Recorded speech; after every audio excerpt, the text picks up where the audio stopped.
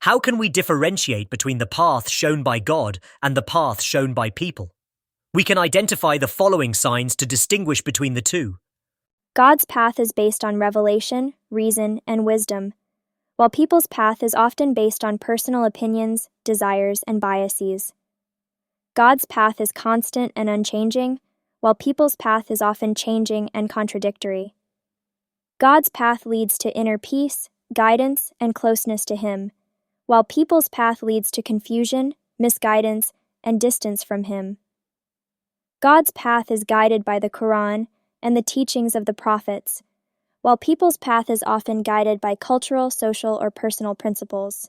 God's path requires humility, surrender, and obedience, while people's path often requires self-reliance, pride, and disobedience. By recognizing these signs, we can understand the difference between God's path and people's path and make an informed choice that leads to eternal success and happiness. God has been sending His message to the world through His prophets, and those who rejected them were also human. Only those who strive to understand and reflect on God's message can recognize it. God reveals the understanding of His message to those who are obedient and seek to understand it. And He has established the principle of human effort, where everyone reaps what they sow. Similarly, God will reward or punish each person according to their deeds, and those who spend their efforts solely for worldly gain will not receive any reward on the Day of Judgment.